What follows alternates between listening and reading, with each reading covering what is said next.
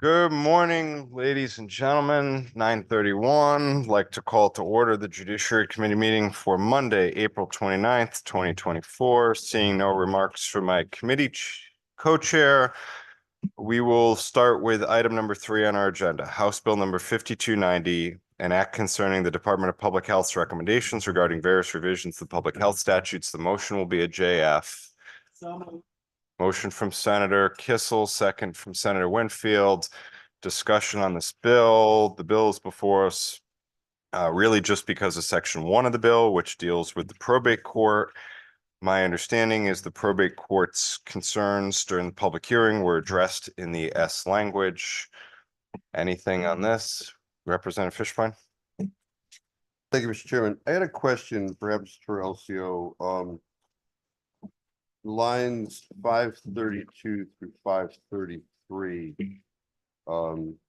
Usually in my experience, we have repealing of prior language, and then we have an indication that something is new, and I don't see either there.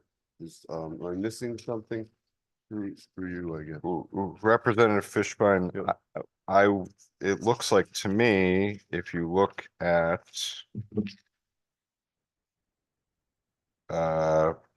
lines 599 through 600, there's new language inserted there. 599. I would also note that this provision is not within the cognizance of this committee. Understood. I don't, but still it doesn't,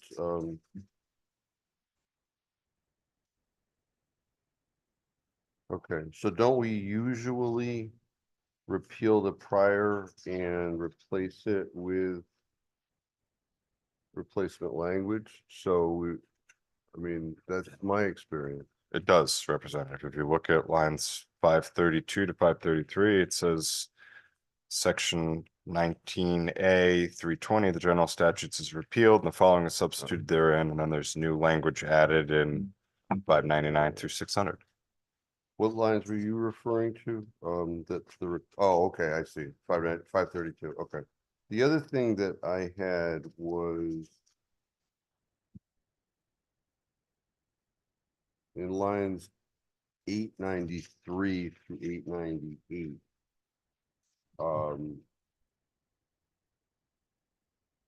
It bars a municipality from passing regulations or ordinances having to do with water quality tests. And my question is, what happens with those municipalities that already have those perhaps regulations? It's prospective, but it doesn't deal with the present. Representative, sounds like a great question for the floor debate and the chairwoman of the Public Health Committee, but considering that section is not within our purview, we're not going to answer that at this time. Anything further?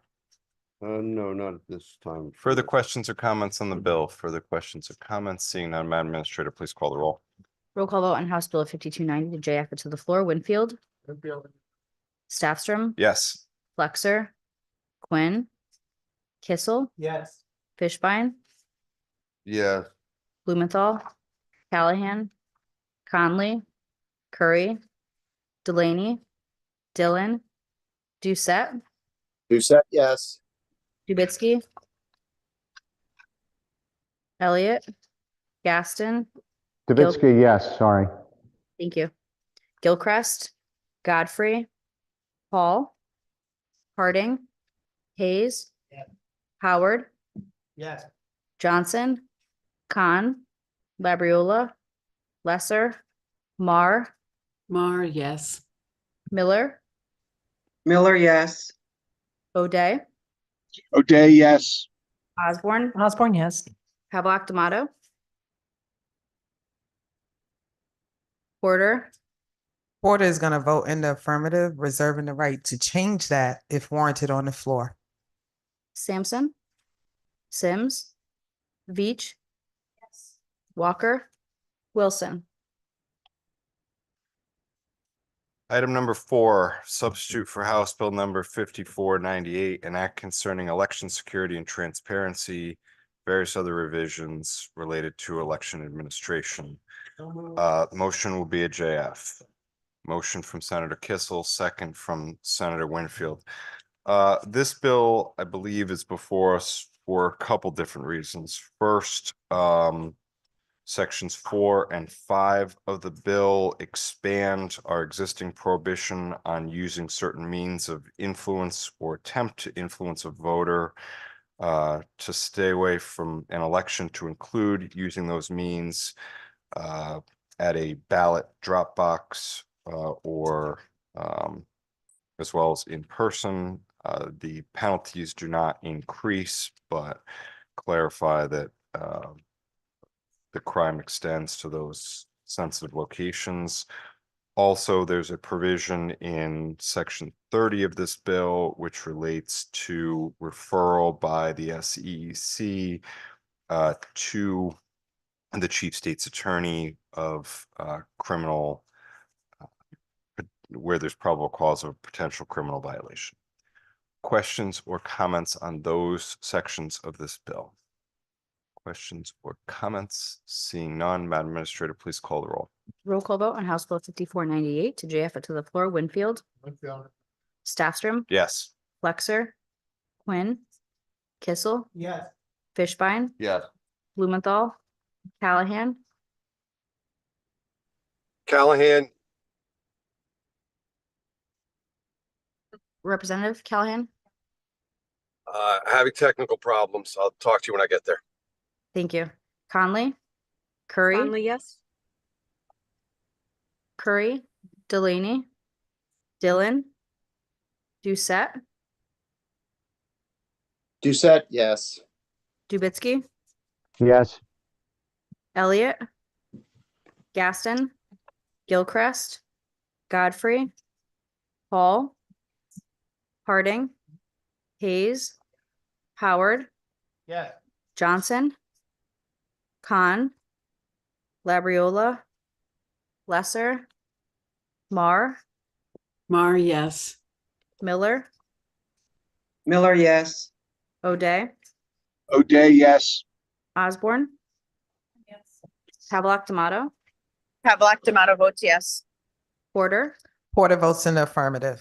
Sampson, Sims, Beach, Walker, Wilson. Wilson votes yes.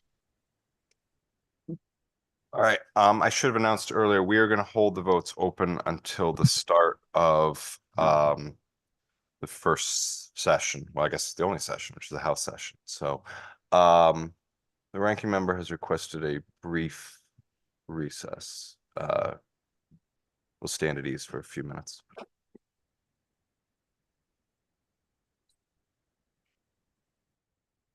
The Republicans are going to caucus, I believe, in their caucus room.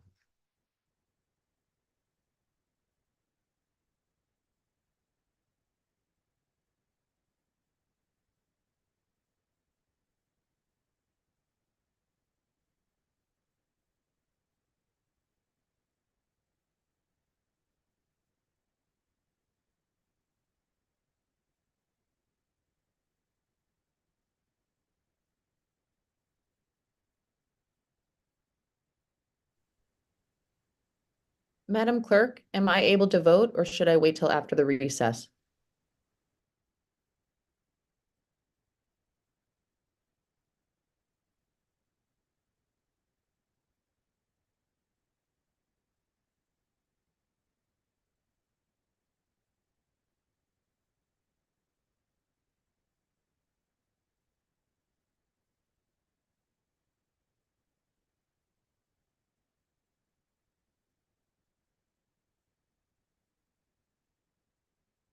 Sorry, Representative. Yes, I can take your vote for House Bill 5290 Yes. and for House Bill 5498. Yes. Great. Thank you so much. Thank you. Representative Conley, Hi, Madam Clerk. I think I missed a vote. for House Bill 5290, how would you like to vote? Yes, Okay, you're all set. thank you. Representative Pavlock D'Amato for House Bill 5290. Pavlik Tomato votes yes. Okay, thank you. Representative Blumenthal for House Bill 5290.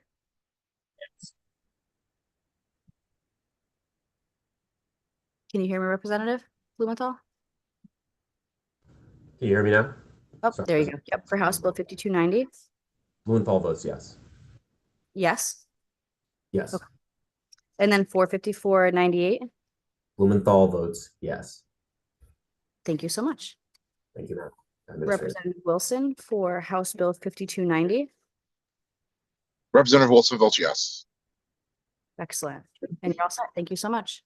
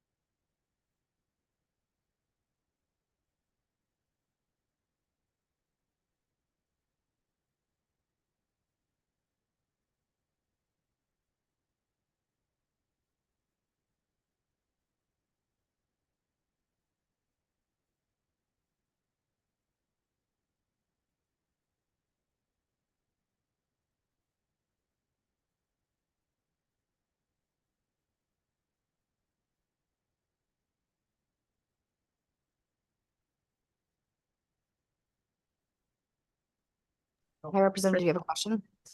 5290, is that the revisions, that's for judiciary revisions to the public health statutes? Yes, that's correct. Can I change my vote to no? Yeah, absolutely. I'll change it right now. Thank you very much. Yeah, of course. Thank you.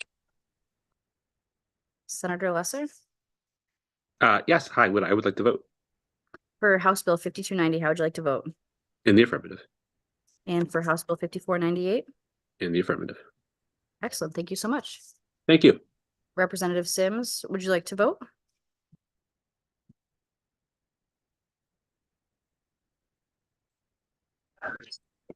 Good morning, Representative Sims, like to vote in the affirmative.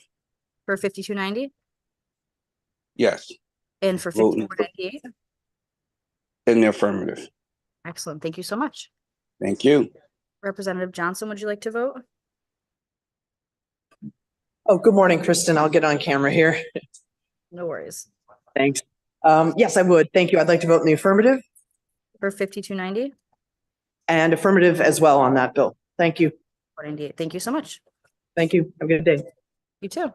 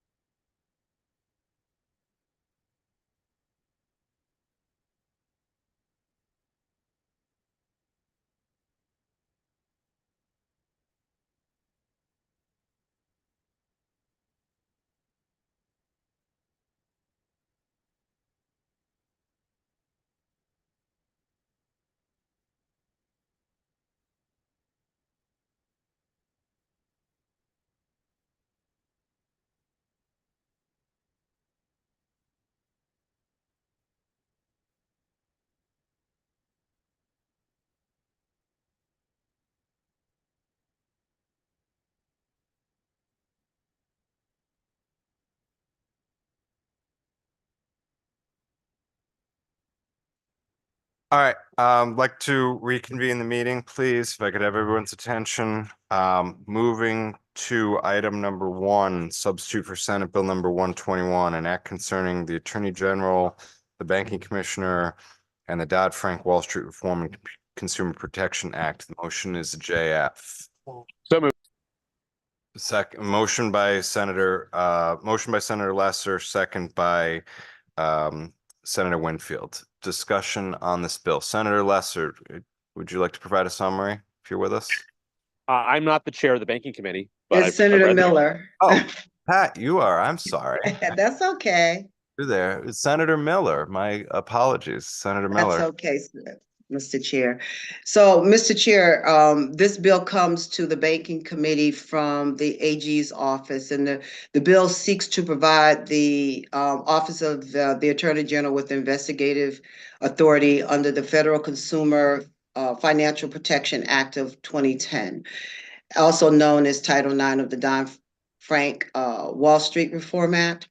This bill would permit the office to conduct investigations of alleged deceptive and non-consumer practices in order to determine whether there has been a violation of the CFPA, and it lays out a process for issuing, contesting, and keeping information received pursuant to a subpoena confidential.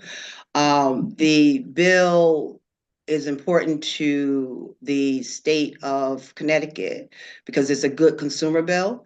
And the banking committee was very interested in this bill because of what happened with M&T, where consumers, when they did the transition to the new system after the merger, that individuals didn't have access to their funds.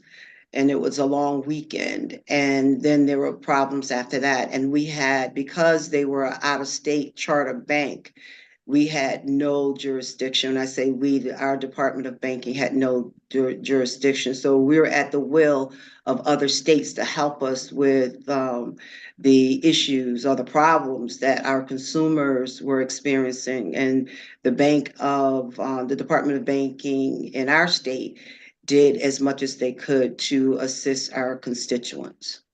So I also want to add that we're working on a strike all amendment, where the amendment, as well as this bill, is a collaboration between the AG's office, the banking industry, and the Department of Banking. And so I would ask that our colleagues, or my colleagues, at least voted out of committee so that we could continue to work on it. So the amendment is almost ready, and it's just a matter of filing it. Thank you. Thank you, Senator. Questions from the committee. Representative Howard. Thank you, Mr. Chairman. Mr. Chairman, most of my experience regarding investigations is relevant to criminal investigations. So I'm just looking for a little clarity on part of how these subpoenas work. Specifically beginning in line 37, where we are expanding the ability for the Attorney General prior to instituting any action or proceeding against such person. Is there anywhere else in Connecticut where we give subpoena power to the government prior to any proceeding?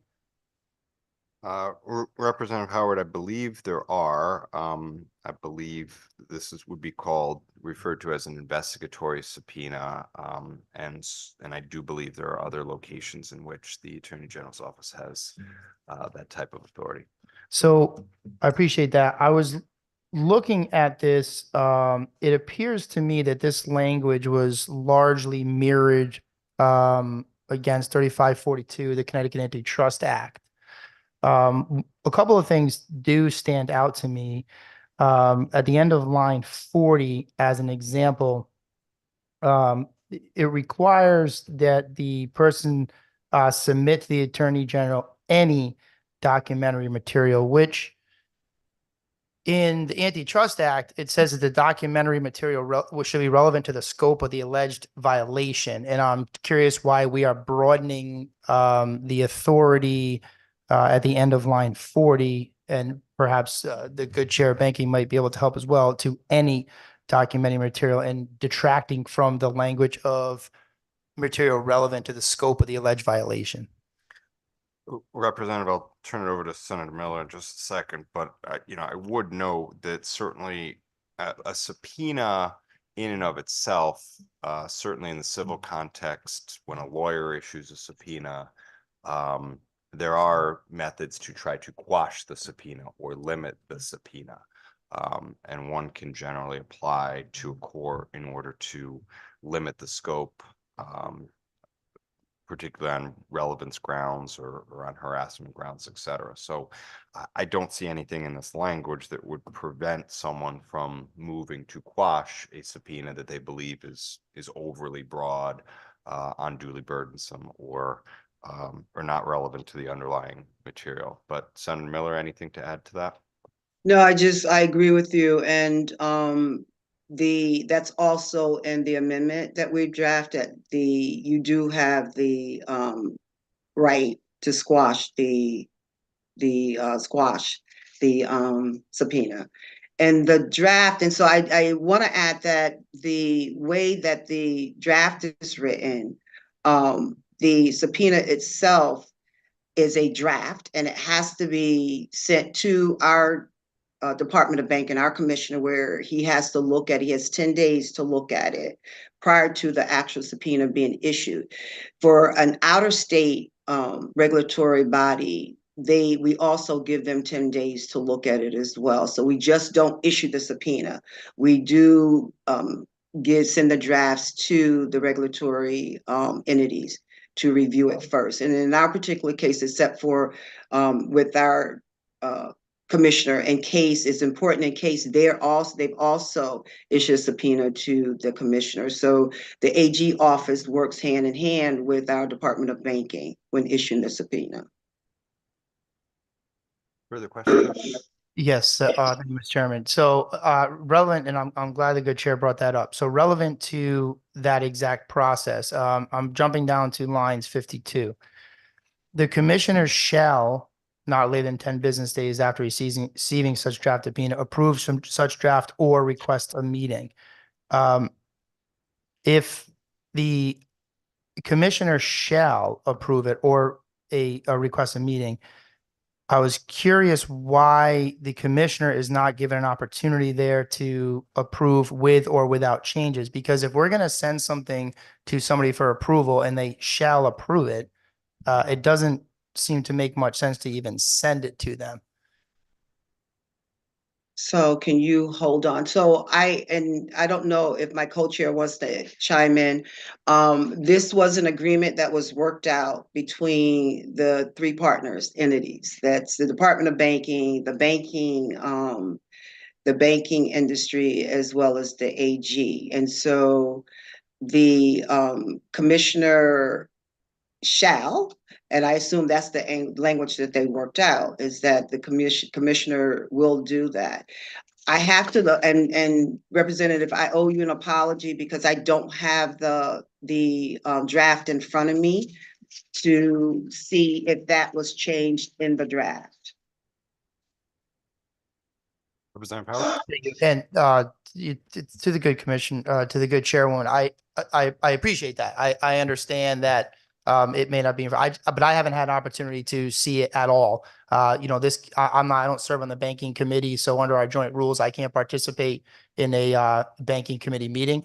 So this is the first time that I've seen it. I haven't seen the draft amendment. So but if some of these are going to be addressed, that's, I guess, good news, because I do think that if we're going to have, and I've said this a million times in this committee and many other places, if we are going to have laws, they need to be enforceable. And I can appreciate that the narrow existing language for the Attorney General to bring civil action creates a hardship for our Attorney General to do that when we don't necessarily give him the investigative or enforcement ability. Perhaps the good chair knows this answer as well, because I read through the rest of that particular paragraph from lines 52 to 69. The very last sentence says, the Attorney General and the Commissioner shall make their best efforts to address material concern and reach an agreement regarding a draft and shall not unreasonably withhold such agreement. As I understand the language, the Attorney General will send the Commissioner a draft subpoena. the commissioner shall either approve it or request a meeting. And if he requests a meeting, they need to work together to find an agreement. The bill before us seems to be silent to what happens if they don't. Does that subpoena get issued on the power of the Attorney General, or is it essentially quashed at that point? Representative Senator Miller. Yes, so again, I don't have that answer. The only thing I know is that they coordinate the subpoena and the draft. So it's sent over to the commissioner, they discuss it, and they worked out an agreement. And I have to apologize. I will pull up the draft and see if I can have the answer for you before we take a vote. Okay, I appreciate that. The next question that I have goes to line 112 or begins at line 11. The bill mandates that any subpoena for documentary material issued under this section shall, and there's a list of several things that it shall contain. Notably missing from there is that the subpoena shall be upon a reasonable belief of a violation and not a fishing expedition. And Mr. Chairman, that language I found as a cite on one of our general statutes, 3542, relevant to issuance of subpoenas and written interrogatories, where the Supreme Court had found that issuance equals a reasonable belief of a violation, not criminal in nature, and not to be a fishing expedition. I don't know if the good chair knows if that has been part of the discussion thus far through you. Senator Miller. Through you, Mr. Chair, no, I do not know if that's part of the discussion. Representative Howard. All right, so if I may, having not seen, and Mr. Chairman, I understand in a short session that there's a work in progress, and I know representations have been made by the Attorney General's office, and I take the good chairwoman of banking at her word that more work is to be done on this, but I do think there are certain things that I would like to see changed to be able to vote yes on this today. And with that, if I could offer an oral amendment with for now in line 40, at the very end of line 40, strike the word any, or I shouldn't say strike, after the word any, withdraw that, Mr. Chairman. In line 41, after the word material, add the words relevant to the scope of the alleged violation. So it would then read that the person shall submit to the Attorney General any documentary material, and we will add in relevant to the scope of the alleged violation. Again, this is language that is consistent with the Connecticut Antitrust Act in section 3542 of our general statutes. So moved. So we have a motion on the floor from Representative Howard. It's been seconded by Representative Fishbein. As I understand it, it's to add the words relevant to the scope of the alleged violation before the comma in line 41. I'm going to ask my colleagues to oppose this amendment at this time. I think this is probably a language change that can and probably should be made on the House floor, but I take the Senate Chairwoman of the Banking Committee at her word that there is work going on this and that the can be corrected then. But to amend the bill now in committee, I think would unduly delay this bill, and so for those reasons, I'm going to ask my colleagues to oppose it for now. Representative Fishbein on the amendment, please. Thank you, Mr. Chairman. You know, certainly we here as the legislature, we are empowered to set policy, to create rules that those are to abide by. One of my concerns with regard to the very broad language here is, you know, while I trust the current administration not to do this, but giving powers to a governmental entity to come down upon a private entity is a power that we should, in almost all cases, restrain and bring it to the utmost that is necessary to do their work. But certainly, if this power is used improperly, and certainly this is very broad language, even a motion to quash is going to require a bank to file something. They're going to have to actually open an action, because as this language lies before us, this is an investigatory subpoena. So at the time the subpoena is potentially issued, there is no court action, more than likely. So now you're putting an extra burden on the bank in this particular case to go to court, to open an action, to pay the fees related to that, to litigate the quashing when it would be our fault that the language is too broad. So I'm certainly in support of the amendment. It certainly makes sense.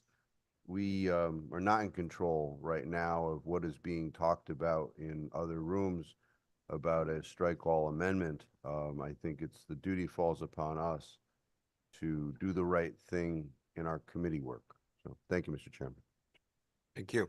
Representative Doucette on the amendment or on the underlying bill? Yes, sir, on the amendment. Thank you, Mr. Chair. And apologies, I just popped back in. I had another meeting, so I missed the first part of this. And I know my co-chair has been answering questions, but I did want to chime in. Yes, on the amendment. Obviously, I would ask my colleagues to oppose this amendment. And I will just say generally as to the questions and as to the necessity of the amendment, as has been discussed, this bill has been heavily negotiated by the industry. So while I appreciate Representative Howard and the ranking member sort of advocating for the industry here as part of this process, I can tell you that this bill has been heavily negotiated over 2 years, that the industry and their attorneys, both the in-state banks, federal banks, out-of-state banks, have all been represented in a productive conversation with the Attorney General and the department. And there has been a give and take. And I think the draft that we have, which I believe should have been forwarded by the Attorney General's office to the ranking members. I could be wrong about that. Certainly that was something I would have hoped to see. And that draft actually, I believe, has been amended with the Senate. I could be wrong, and it was adopted by the Senate, but not in time for the referral. So this is all out there. It has been heavily negotiated. What's unique about the situation is that we do have regulated entities here, heavily regulated entities, both by our own Department of Banking and by out-of-state regulators and federal regulators. And then layered on top of that would be the oversight under this provision and others that exist in current law by the Attorney General in certain circumstances. So that's what's unique about this. And given that, again, there's been a 2-year negotiation on this. So while I'm happy to talk offline with Representative Howard and the good ranking members, like I said, this has been heavily negotiated. And I apologize that we do have the amendment that I understand was adopted by the Senate. I've been trying to go back and forth. Happy to share that with them. I think they already have access to it. So again, encourage my colleagues to vote no on this amendment and any others. Thank you. Further on the amendment. Further on the amendment. Senator Miller on the amendment. Yes, if I'm not out of order, I wanted to address the good representative's concern about the commissioner not having shall approve or ask for a meeting. Senator, let's hold on that because okay. All right. we're Thank you. on line 41, and it'll come back just after the amendment vote. Okay. Anybody else on the amendment? Anybody else on the amendment? If not, Madam Administrator, could you please call the roll? Roll call vote on the amendment for Senate Bill 121. Winfield. Staffstrom. No. Flexer. Quinn. No. Kissel. Fishbein. Blumenthal. Callahan. Senator Flexer. Callahan, yes. Thank you, Representative. Senator Flexer. No. Thank you. Representative Conley. Curry. Delaney. Delaney, no. Conley. Conley, no. Dillon. Doucette. You said no. Ubitsky. Yes. Elliott. Yes. Elliott. Elliot, no. Gilchrist. Gilchrist, no. Gaston. Godfrey. Paul. Harding. Hayes. Howard. Johnson. Johnson votes no. Khan. Khan votes no. Labriola. Lesser. Mar. Lester, no. Mar votes no. Thank you. Miller. Miller votes no. O'Day. O'Day, yes. Osborne. For the reasons outlined by the good House Chair, Osborne votes no. Havelock D'Amato. Porter. Porter votes in the negative. Sampson. Sims. Beach. Walker. Wilson.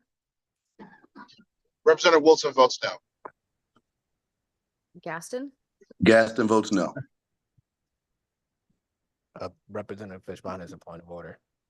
Yes, Mr. Chairman, I believe under our rules, the voting individual is supposed to be shown on video. I know, I believe two individuals, we couldn't see them. I believe it was Senator Flexer and Representative Gilchrist. I just make that point of order. Oh, I saw there was video and somebody talked. Okay, so I know Senator Flexer, but I bring that point of order to the body. Thank you. Thank you, Representative Fishbein. Madam Administrator, could we check again with Senator Flexer?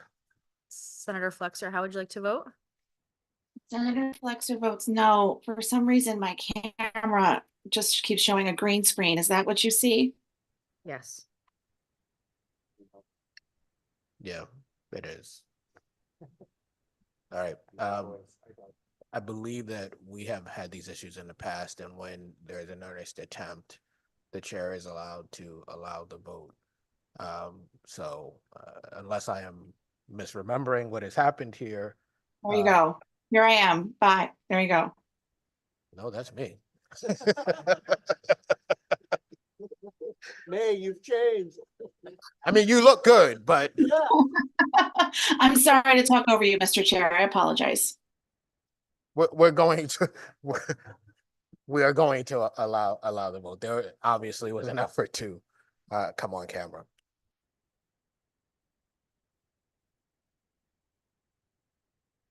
When you're ready, Madam Administrator.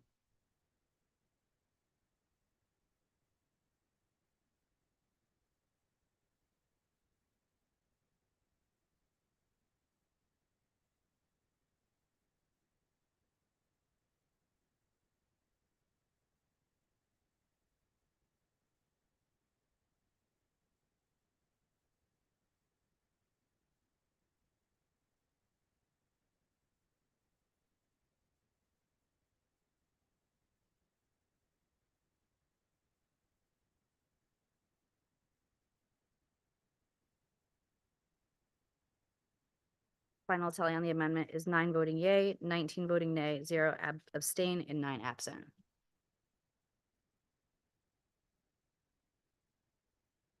The amendment fails. Further on the bill.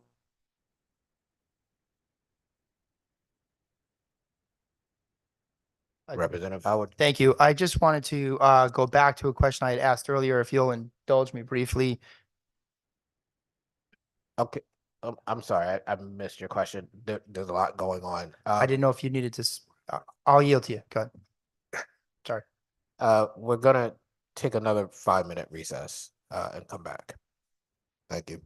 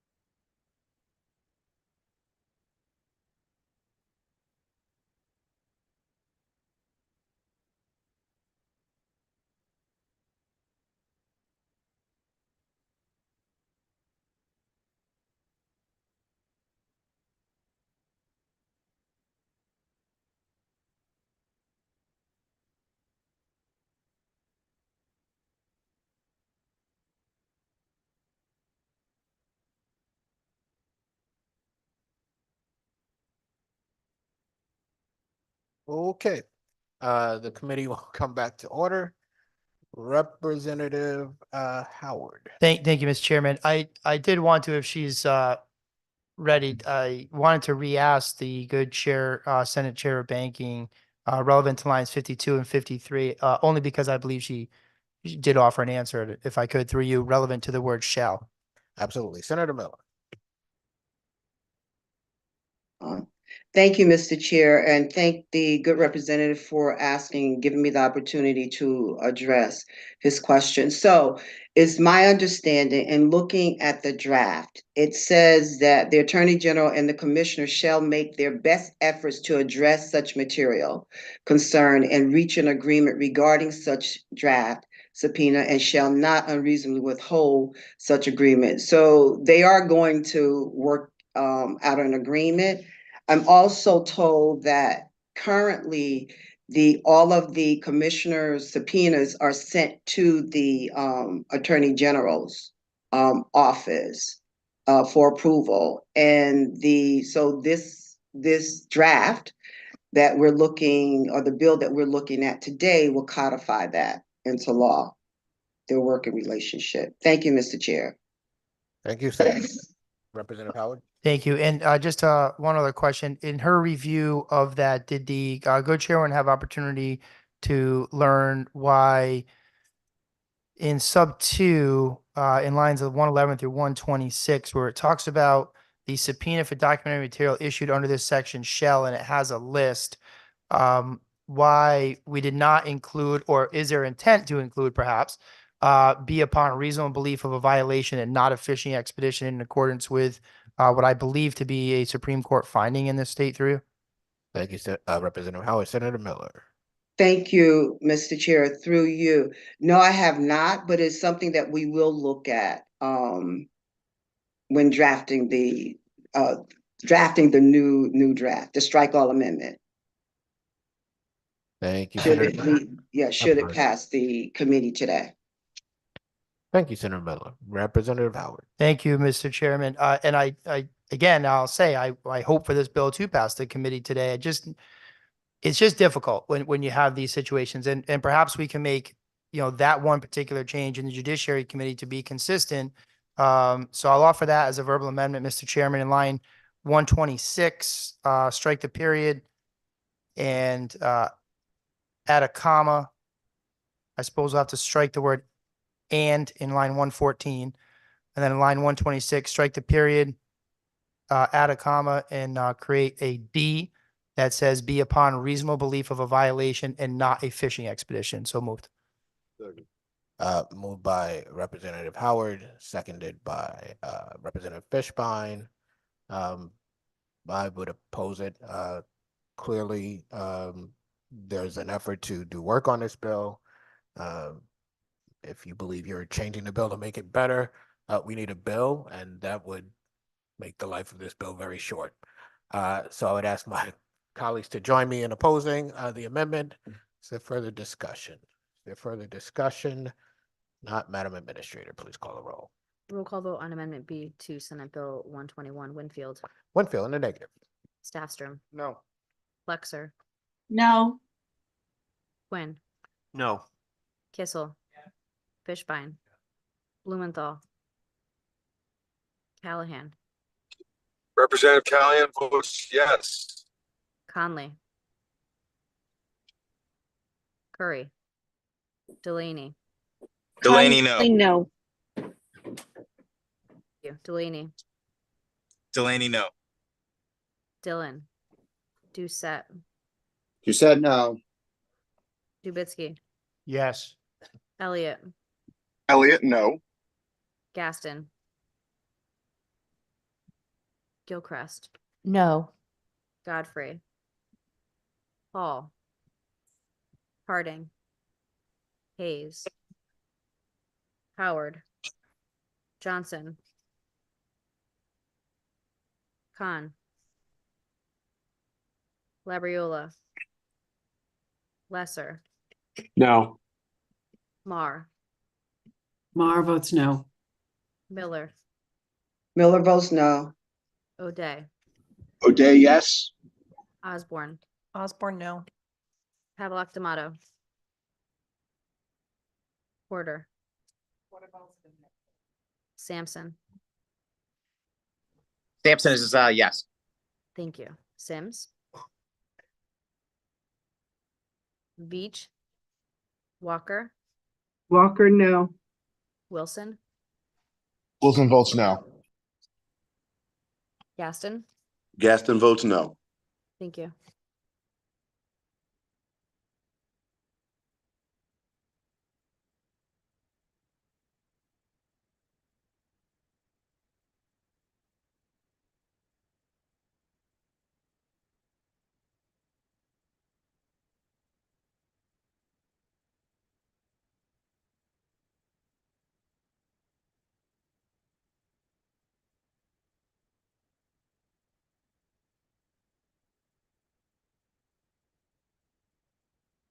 Madam Administrator.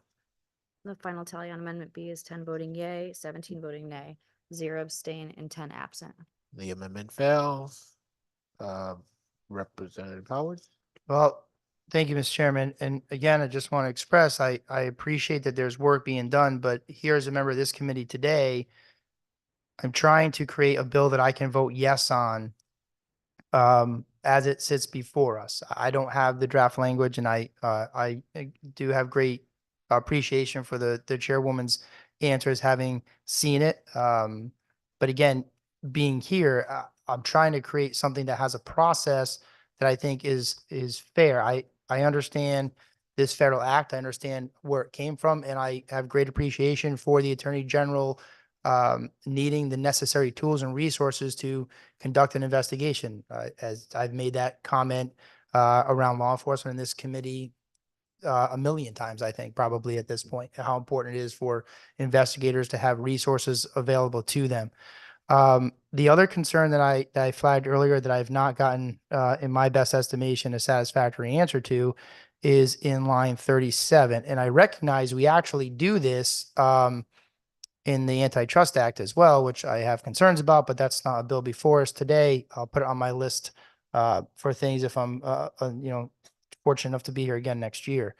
But in line 37, it says the Attorney General may, prior to instituting any action or proceeding against such person, issue in writing and cause to be asserted upon any person outside the state, subpoena or subpoena duces tecum, et cetera. I would like to make a verbal amendment to strike the words prior to and replace them with the word upon. So when what that would do then is when upon the Attorney General instituting action or proceeding, at that point, he can subpoena these documents or these individuals as necessary with that action or proceeding. So it would be in line 37, strike the words prior to, replace the word upon, so moved. Moved by Representative Howard, seconded by Representative Dubitsky. Again, I would oppose the amendment, recognizing everything that the good representative is saying. If we want a bill that works, we need a bill. An action today would make that not a very likely thing. So I think we should oppose this amendment and work on the bill after this committee. With that, Representative Fishbaum. Thank you, Mr. Speaker. I appreciate the amendment.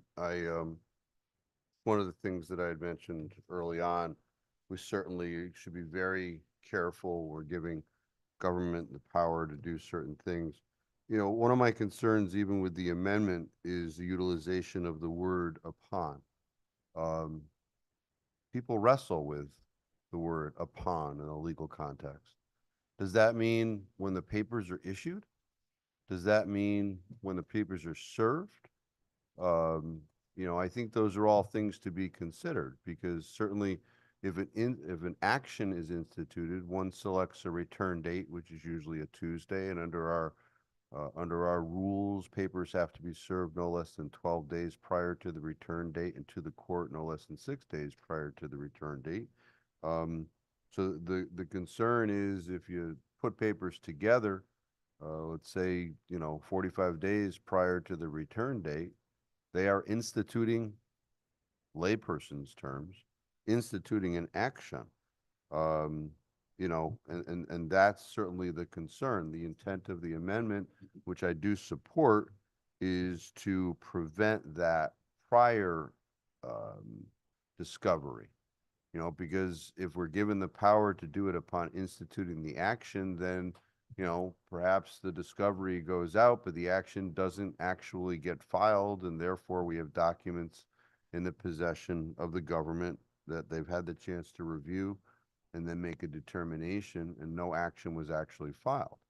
So that becomes problematic in and of itself. So I do support the amendment. I think we have to be very careful here. But thank you, Mr. Thank you, and another good reason why this should be done after this committee. Representative Dubitsky. Thank you, Mr. Chairman. I support the amendment for a number of reasons. What this bill says essentially is that the Attorney General, without any type of judicial process, can issue subpoenas to any person anywhere in the country.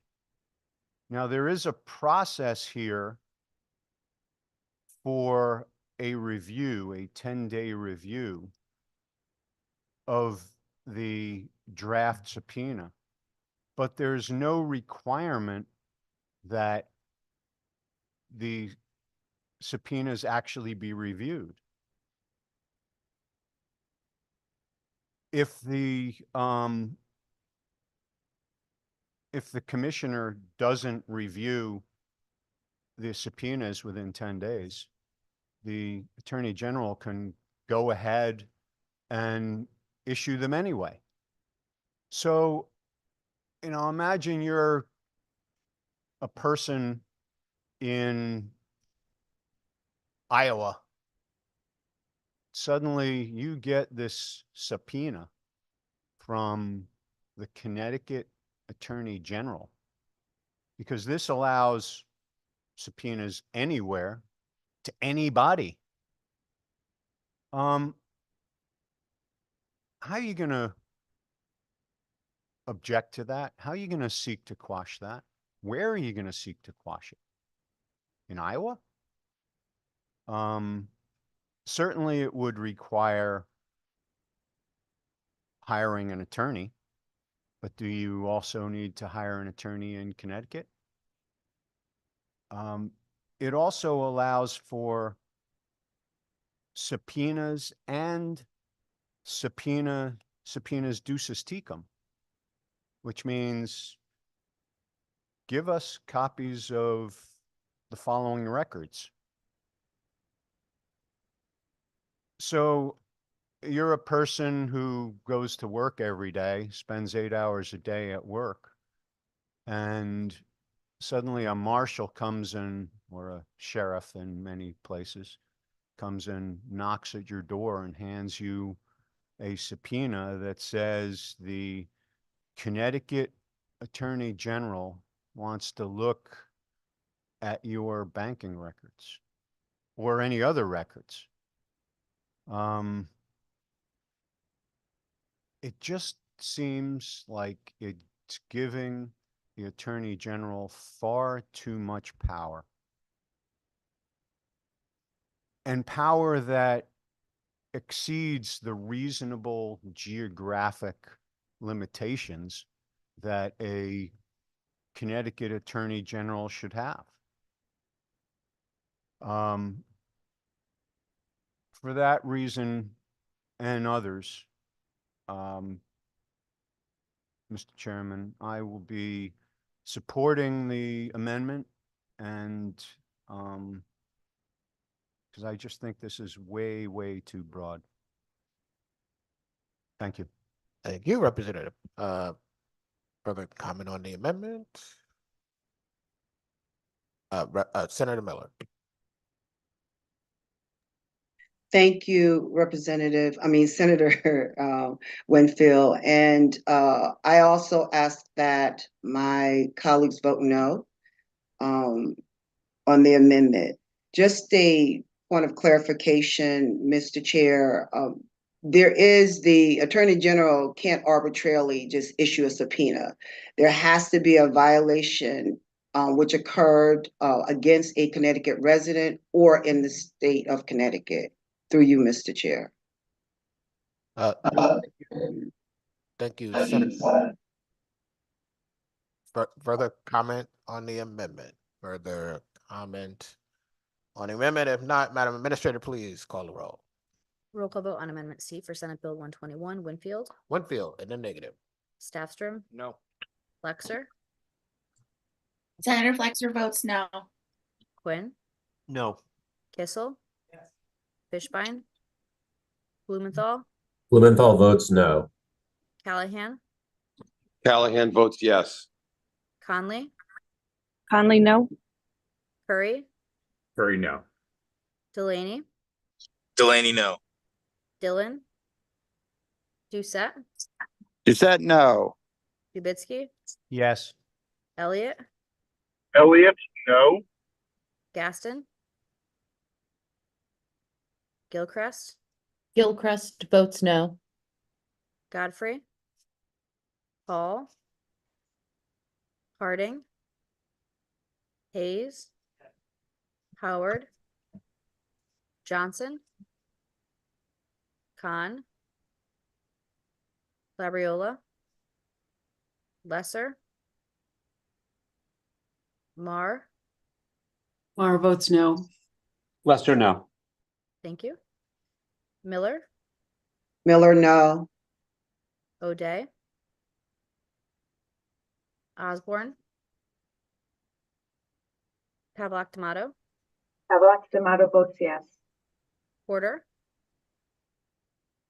Sampson, Sims, Sampson is yes. thank you, Sims, Then the negative. Beach, Walker, Walker, no. Wilson, Wilson is a no. O'Day, O'Day, I'm sorry, O'Day was yes. I had technical difficulties. I apologize. thank you.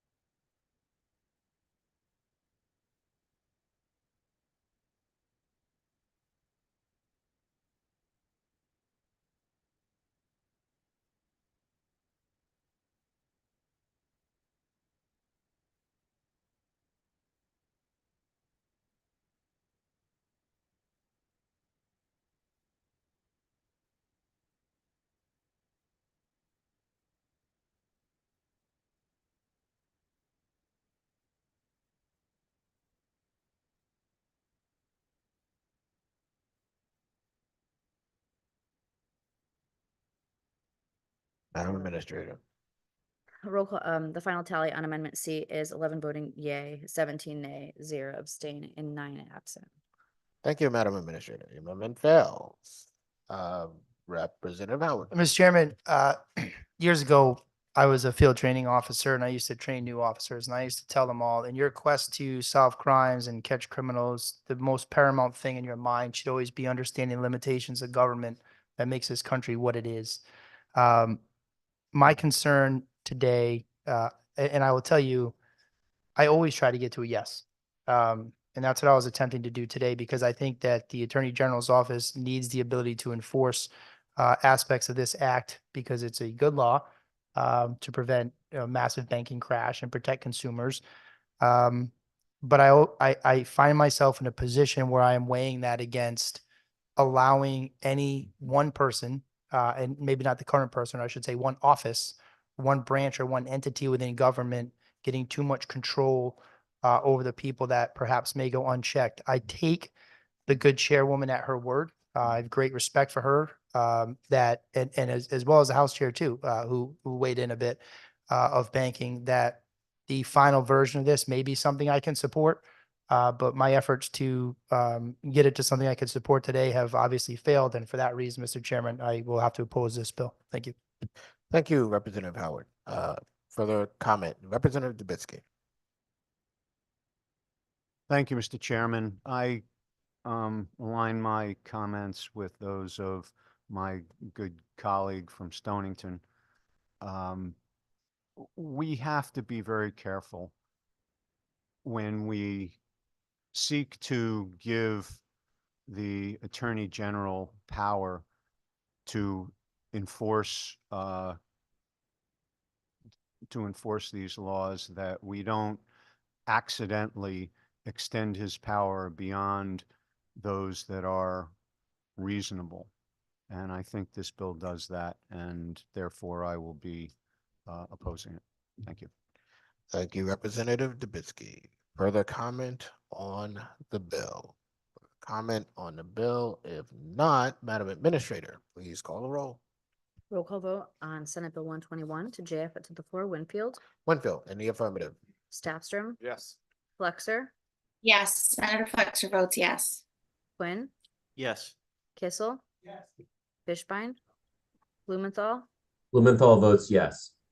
Callahan, Callahan, no. Conley, Conley, yes. Curry, Curry, yes. Delaney, Delaney votes yes. Dillon, Doucette, Doucette, yes. Dubitsky, No. Elliott, Elliott, yes. Gaston, Gaston, yes. Gilchrist, Gilchrist votes yes. Godfrey, Paul, No. Harding, Hayes, Howard, Johnson, Khan, Labriola, Lesser, Yes. Marr, Yes. Miller, Miller votes yes. O'Day, Yes. Osborne, Pavlock Tomato, Tomato votes no. Porter, Sampson, Sampson votes yes. Sims, Sims votes yes. Veach, Walker, Walker votes yes. Wilson, Wilson votes yes.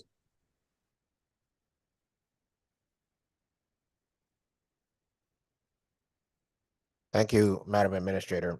We'll next move on to item number 2, which is a substitute for Senate Bill number 137, and that concerning gas, electric, sewer, water, and delivery. And before So we, moved.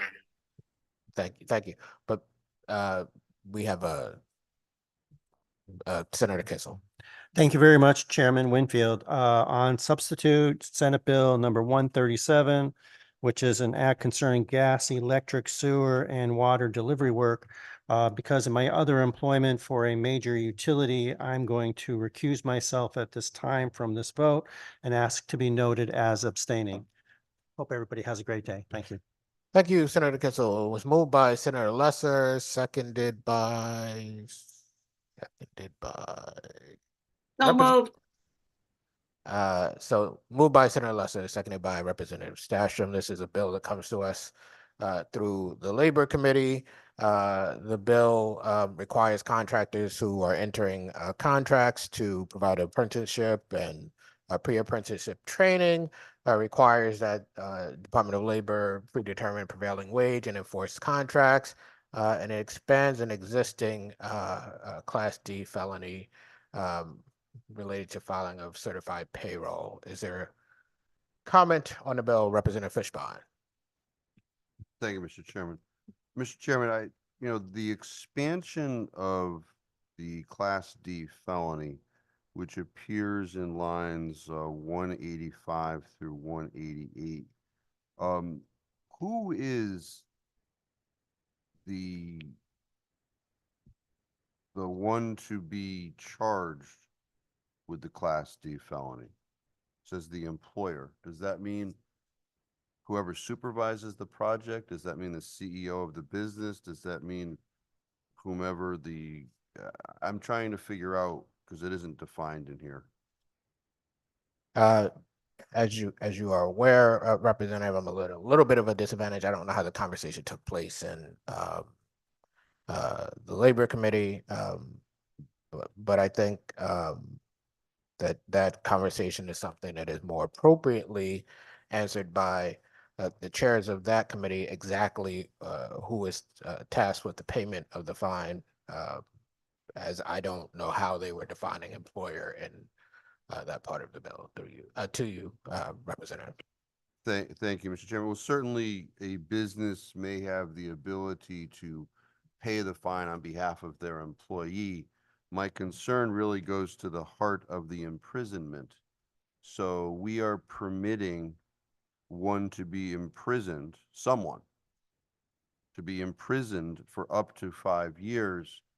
And I'm extremely concerned about the due process rights of whomever may be imprisoned under possible violation of this. So, it goes to the very heart of why this bill is before this committee. And I'm just trying to, I'll get to the other portions, but, there is some very difficult language in this bill. And if we are going to empower, I don't know who, to be imprisoned under this language for up to 5 years, felony, I think we really have to tread very, very lightly. But also, Mr. Chairman, I'm trying to figure out in line 5, we have the terms refinishing and refurbishing. And, I spent a lot of time last night trying to find a definition for those two terms. And certainly statutory construction requires that when we put in more than one term that may mean the same thing, that we have an intent behind that. So I know what refinishing is in the photographic area, right? But I couldn't find any area in the construction business, particularly these public works projects, where refinishing was distinguished from refurbishing. In fact, I think it's 10-282, they use, which is, what's this titled? This has to do with schools, education and culture, public school building projects. They use refurbishing, but not refinishing. So my question is, under the context of what somebody could be going to jail for up to 5 years, what are we contemplating between refinishing and refurbishing? Thank you, Representative Fishbein. To the questions that you placed, again, this bill expands the Class D felony. So here would include those contractors who are performing the underground utility delivery work. And if you're in line 5, and I guess you really mean lines 4 through 6, because that's the totality of that section. As you notice, there are commas there. And so I think the intention is these very similar things. And you are correct that if we don't have it in definition, it's often hard to understand what it is we're doing, except that we use the dictionary definition. So they are very similar, and sometimes they're used interchangeably. And I don't think it's so much a matter of using them all together, as I think was a little bit suggested by the way that you framed your question. But if one is used, it's intended to be caught by this definition through you to you, Representative Fishbein. Thank you, Mr. Chairman. That perhaps helps. But in line number 6, we, through this language, describe, and once again, you corrected me, it is correct. It's lines 4 through 6, but I'm really focusing on line 6. A public utility project has to do with all of these things going on in property that is owned and operated by a public utility. So am I to understand that if the public utility rents the particular property, that it would not extend to the language before us? For you. To you, Representative, I cannot speak to what intention is, but as I read it, the connector and means both must be in place in order for it to be effective.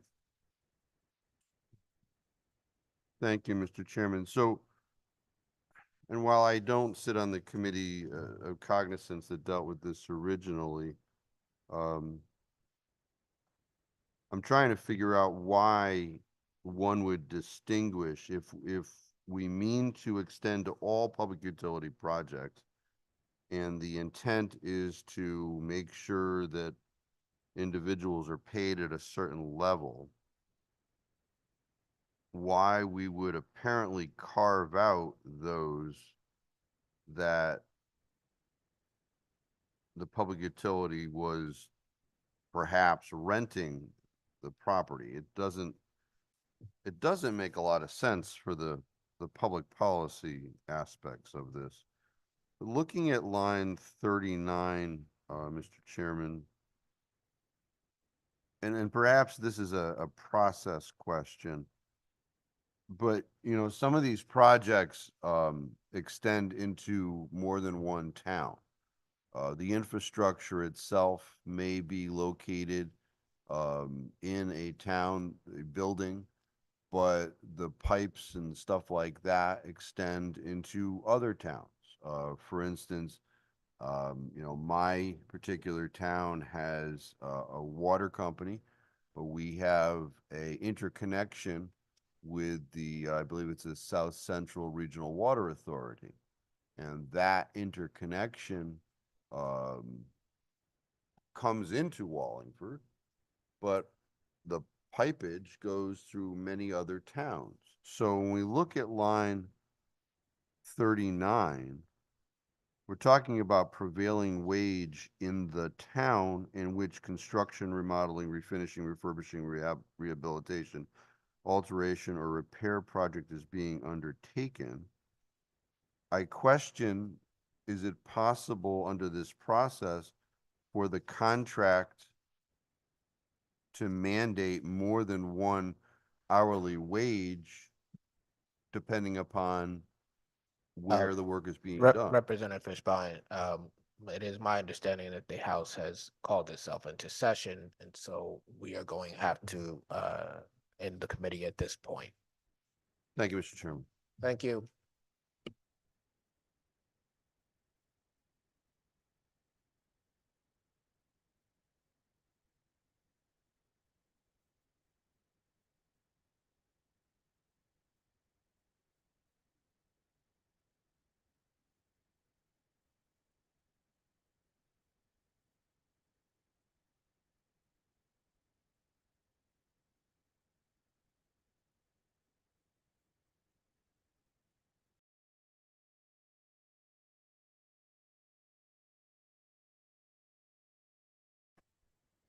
Hey, Senator Johnston, can you hear me okay? Yes, I can hear you. Do you have a question? Yeah, I want to make sure I voted on everything up until this point. We're unable to take any additional votes. But let me just double check and let you know. I missed you. I did miss you for the earlier votes, but unfortunately we can't take them. Oh, okay. I thought they said they were leaving them open to 11. Yeah, till start a session and they already went in. The House went in. Oh, okay. Thank you. Bye-bye. Hi, Representative Johnson.